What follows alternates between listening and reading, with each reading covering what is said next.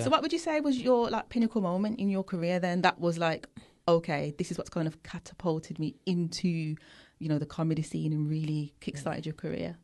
Yeah, well, I would say probably it would be my first solo, like, one-man show. Because it was one of them ones where, you know, especially when I just started, like, you know, people had me as a gimmick. You know, there's a word going around, oh, he's a gimmick, give him 6 months in career, done. Yeah, them little things like that, but me kind of just never let that affect me. I just use that and say, all right, watch this. And I kept putting in work, you know.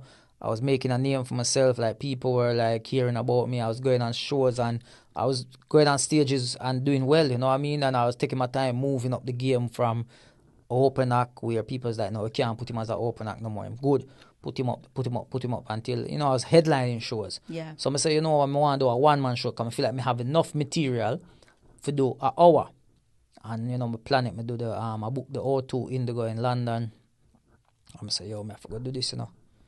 I got to do this, man. I book it now, so it have to go work. And, you know, part of me is like, yo, I can sell it out because at that time in 2016 as well, it's like the O2 Indigo was like the biggest platform or the biggest stage for the urban comedy scene, should I say. Yeah. So if you can do this, it's like, yo, you kind of put yourself out there. And because one of the reasons why I did it as well is because there was a lot of people. Like, one thing with me, I know my value and my worth, you know.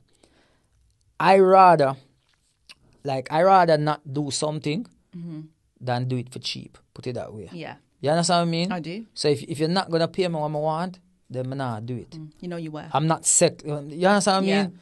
So it got to a stage where promoters didn't want to book me.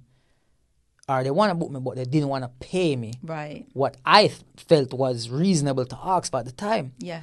And they had an issue with that because it's almost like you just start. All right. But me I draw a crowd. It's different if you just start and you have a name. Yeah. Me I start and me I make a name. People know me now. People come out to see me. And it got to a stage where people like, yeah, no think so. So I was like, all right. So when I did that show, it's almost like, here I am now. I did this. What, you can't really tell me seminar work that now. Look how much people come out just for me. Yeah. So, you know, that was one of the moments for me, man. Yeah. So real.